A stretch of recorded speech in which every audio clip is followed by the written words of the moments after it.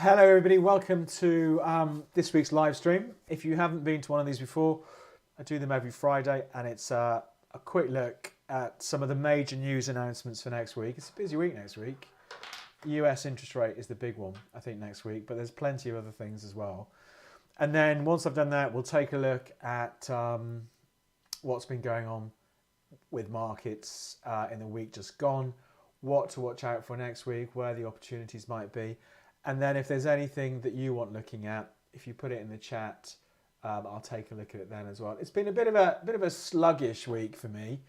I've got a few trades on. I'm long the S&P from yesterday. I'm long the DAX from right at the beginning of the week. I think I'm in here somewhere on Tuesday, Monday, Tuesday. So that's done okay. And I'm long the pound against the dollar. That got knocked this morning. On that shrinking of the UK economy. I think it was minus 0.1% growth when plus 0.1 was expected. So interesting to see how that works out. But a bit of a slow week overall. We did have new highs, new all-time highs again in the NASDAQ on Wednesday. And at the moment, where it's opening now, yeah, that's pretty much new all-time highs as well, I think, isn't it? Where did it start today? What was the old all-time high? That was there. So perhaps not quite yet today. A fresh all-time high again. Let's see how it works out. But that's it. So let's just get into some of the housekeeping. Let's do a risk warning. This presentation is only for educational purposes. It does not contain and should not be construed as containing investment advice or an investment recommendation or an offer of or solicitation for a transaction in any financial instrument.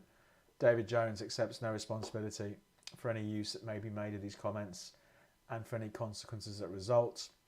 You should consider whether you understand how spread bets, CFDs, futures, foreign exchange work, and whether you can afford to take the high risk of losing your money. Trading is risky. Okay. I did a webinar a few weeks ago. I've mentioned it a couple of times on here.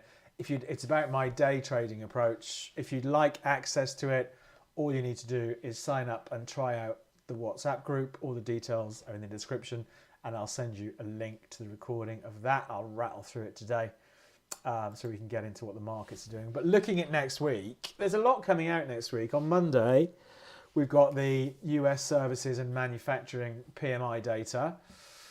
Tuesday, UK unemployment. That could be interesting. That could definitely have some volatility for the pound or UK gilts, considering we've had that GDP data out today, the economic data out today that shows the UK economy is still struggling a bit. Then Wednesday, we've got UK inflation. So that all feeds into interest rates, of course. Wednesday is probably the big one for the week for world markets, and that's the US interest rate decision. So that's going to be closely watched. And then on Thursday, we've got the UK interest rate decision. So it's a big week for UK data and also US GDP next week. So the US economy, how well or not is that going? So yeah, busy week, the week before Christmas.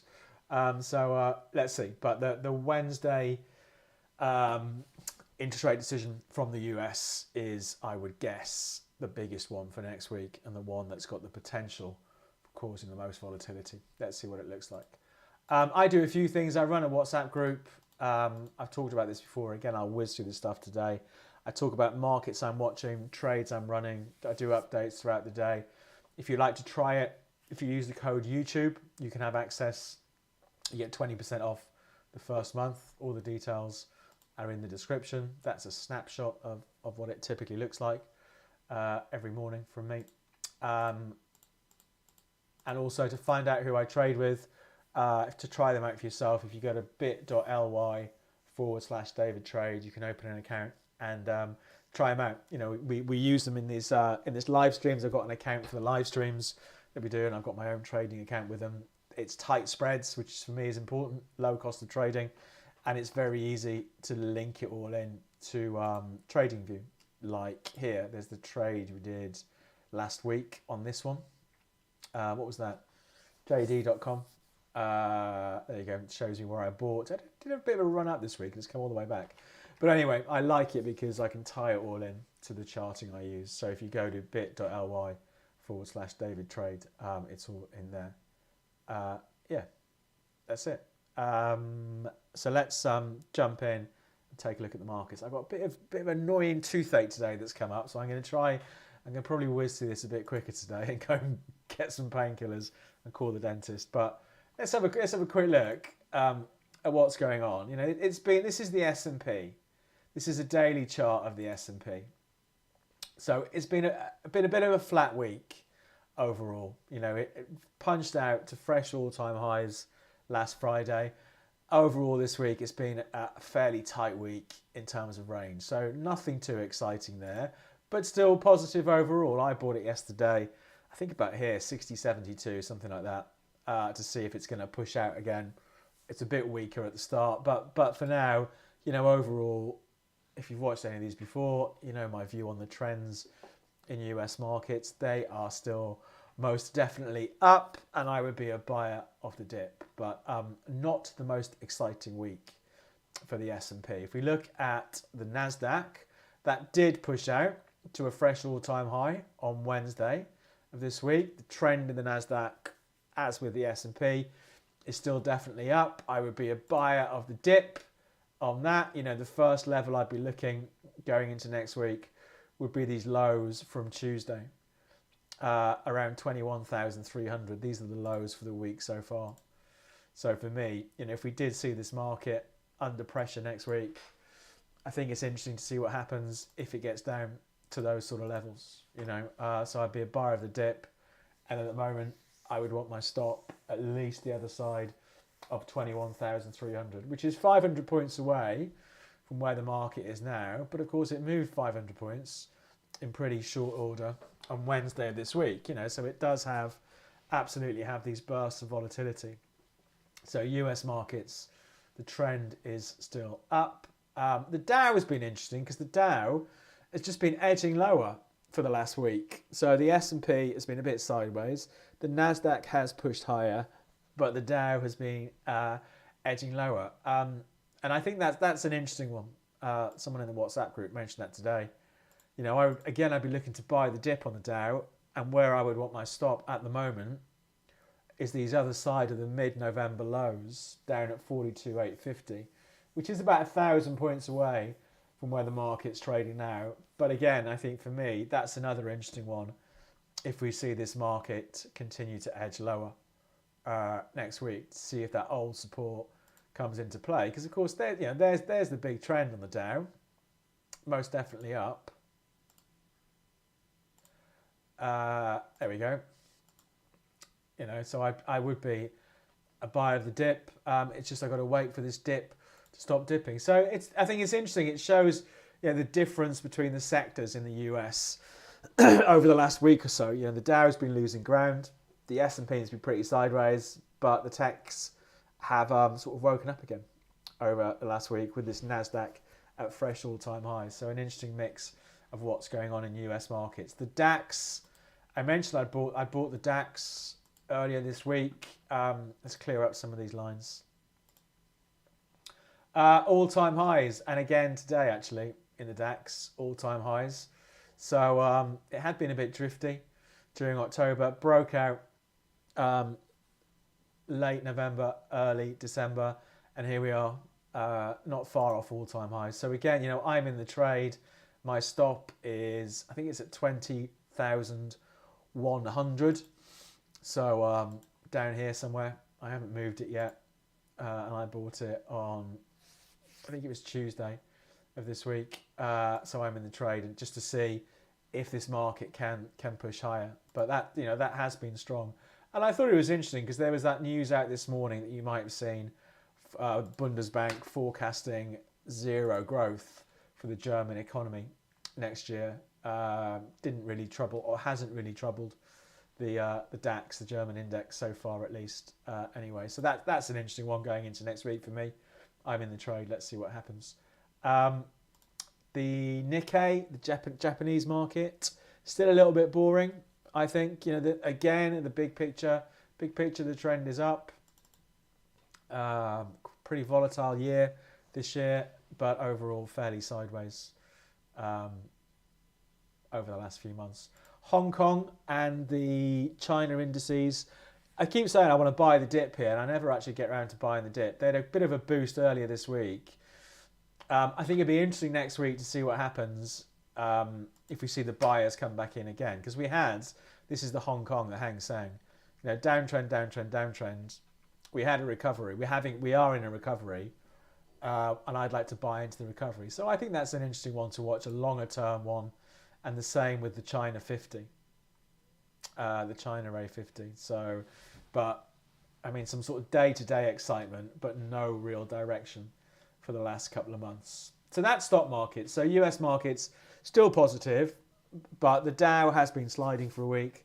The S&P has been sideways all week. It's the Nasdaq that's really got the move on this week. Dollar index, this has been strong again,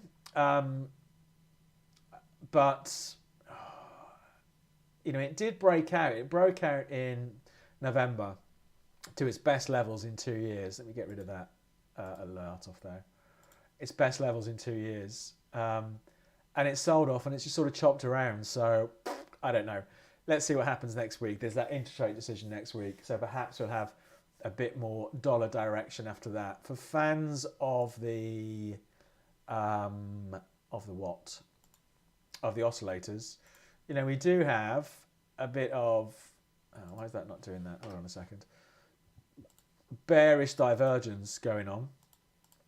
This is a 10-day RSI where the dollar index has gone higher and higher, but the RSI has been falling. So this can be a sign that perhaps the strength is running out of steam. Let's see. Let's see what happens next week.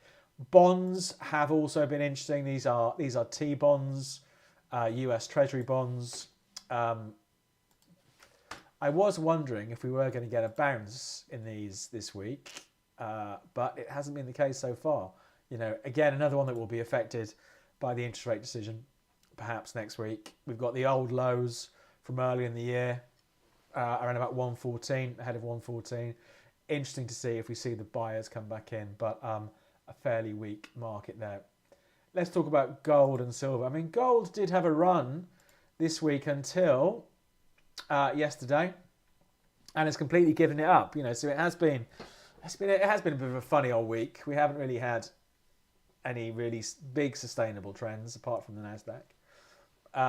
But gold, again, the big trend is still up in gold. So I'd be a buyer of a dip.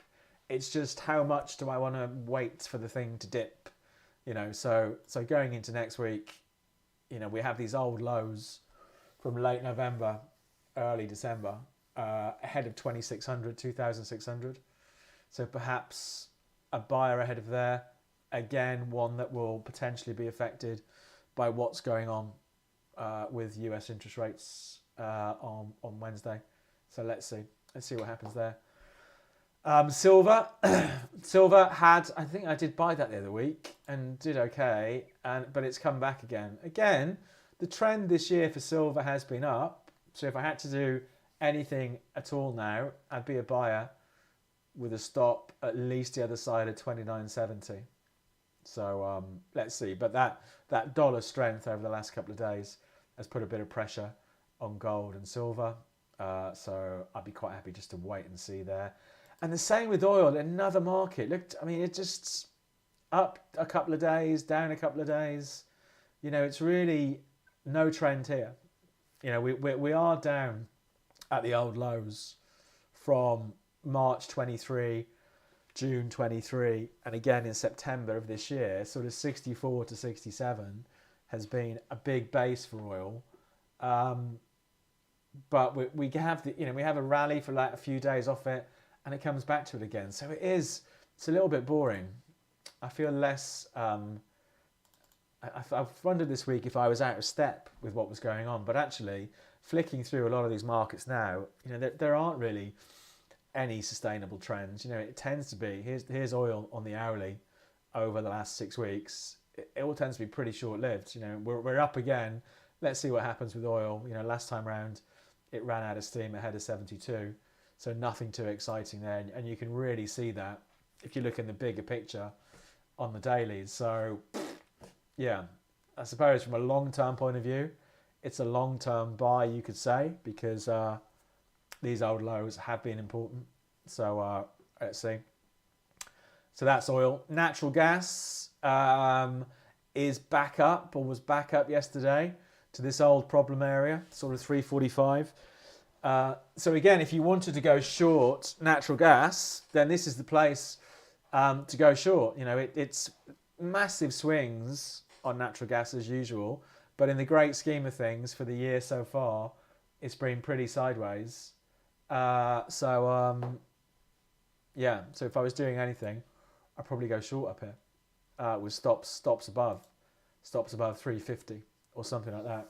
Let's see what happens, and if it can manage to break out from here and see what goes on. But for now, I'd still be tempted to sell short up there.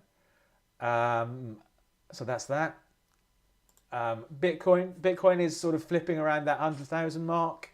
Again, I'd be a buyer of the dip. We did have a dip this week, early this week. You know, I think we've got a big support on Bitcoin from late November, just ahead of 90,000. So I'd be a buyer of the dip with stops below 90,000 if I was doing anything on Bitcoin. I think that would be the trade for me there. Pound against the dollar, I'm in that trade, and it was. Let's look on the hourlies. It was recovering, and it's been hit the last 24 hours or so. I've got to stop the other side of 12600, and I think that's the big level for the pound.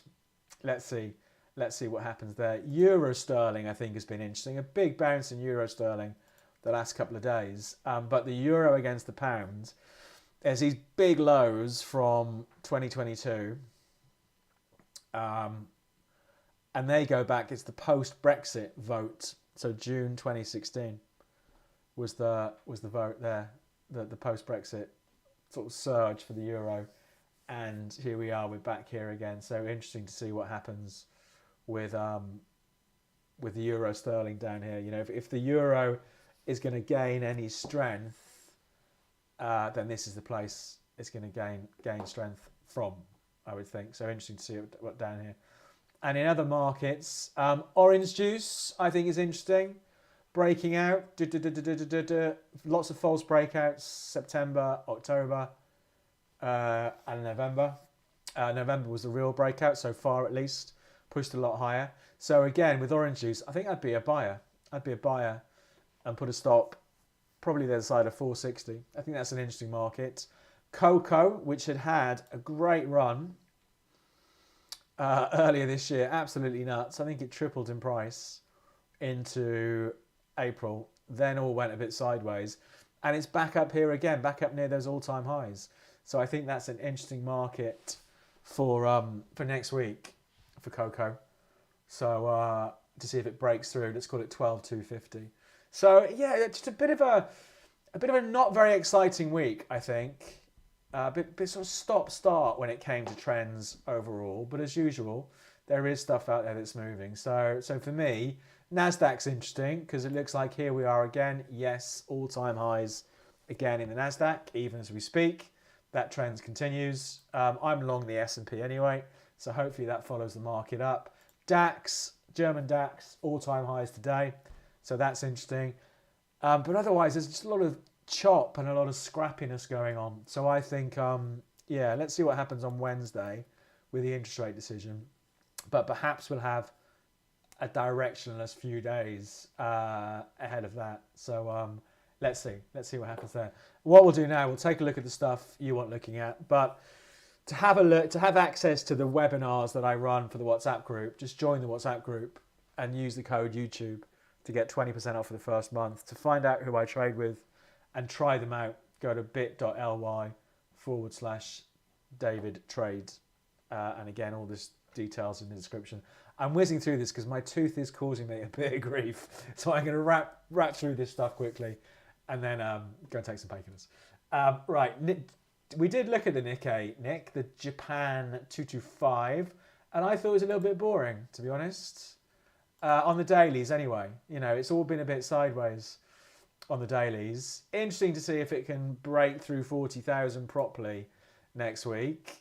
But it's all a bit sideways, isn't it? Well, it is for me anyway, on that one. So nothing too exciting for me on the Nikkei. But you said zinc. Zinc, if it breaks 3,200. Let's have a look. Zinc. Let's have a look at that. Yeah, oh, it's trying, isn't it? It is trying. Well, it has tried, and it just keeps failing, doesn't it? That's another one where, I mean, if I was that interested, I would just right-click and put a little alert up there. Set an alert. Let's do that. Set an alert on zinc. If it does break and perhaps gets a bit interesting, but it's all been, again, the last 6 months, it's all been a little bit sideways, hasn't it? Sterling, Swiss franc, GBP, chuff. I mean, that's another one. I mean, that is pretty boring market, isn't it? That is sideways. So I'd be a seller, if anything, on the basis that it can't really get through sort of 114 or thereabouts. I think that's what I'd be tempted to do. And dollar yen, let's have a look at dollar yen. Dollar yen. I mean, dollar yen has had a good run because of this, because of the dollar strength, obviously. So for me, I would want to be a buyer, and as usual, the only question is where would your stop go? And for me, if I was a buyer today at 153.59 or 153.60, I would put a stop at least below yesterday's low, which is 151.80. So that's what I would do on that, on dollar yen. So that has been a good trend that has continued this week. Interesting one to watch next week. And of course, there's the US interest rate decision. So we could well get some dollar volatility next week. Do you ever use head and shoulder formations as a reference for any strategies? No, I don't. I think head and shoulders, double tops, all of that. And I think it is mainly because I can't really see them, you know. And ultimately, you know, head and shoulders, double tops, triangles, it's just a variation on support and resistance and trend, isn't it? And as you know, I'm a big fan of support, resistance and trend. I'm trying to find some examples. I suppose could you say that was a head and shoulders in gold? Not really. It's a bit of a messy one. If it is, like I say, I can never really spot them. But I think one of the, you know, I think it's, I mean, again, if patterns work for you, there we go, shoulder, head, shoulder, not brilliant. If patterns work for you, then fair enough, because ultimately the name of the game is making money. But for me, I can never spot them. Costco, big bullish candle today. Let's have a look at Costco. Oh, wow, that's nuts, isn't it? Earnings, isn't it? What happened with their earnings? 6.7% surprise. Okay. Yeah, that is the trend continues in Costco, doesn't it? So again, I would be a buyer. Where are they now? $1,000 a share and a bit more. And the closest I would want my stop is probably the other side of 900, which is where it was mid-November, just before the breakout. That would be the absolute closest. So yeah, that's it. I'm going to wrap things up there. So a very short one today. Stuff to watch next week. I mean, obviously these US stock markets, I say it all the time because they keep going up. I was long the Nasdaq. It was really frustrating. I was long the Nasdaq earlier this week and I got stopped out. When did I get stopped out? Down here on Tuesday. And then, I mean, the market did go about another 40 points lower, but then went up like a rocket on Wednesday. It's always frustrating, isn't it? But I'm long the S&P. And I'm long the DAX. So we'll see how that turns out. US interest rates is a big one next week. Let's see how that works. Pound against the dollar, I'm long that. Let's see, does it stage some sort of recovery today? But otherwise, it has been a scrappy week.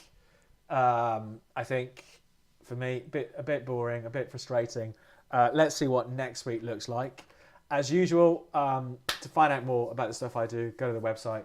davidjonestrading.co.uk. To open an account with a broker, go to bit.ly/davidtrade. So sorry, it's a bit of a brief one today, but we'll wrap things up there and I'll be back next week. It'll be the last live stream, when it'll be the 20th of December. So the last live stream of the year. So we'll see how things are then and see you all next week. Okay? And in the meantime, good luck with your trading.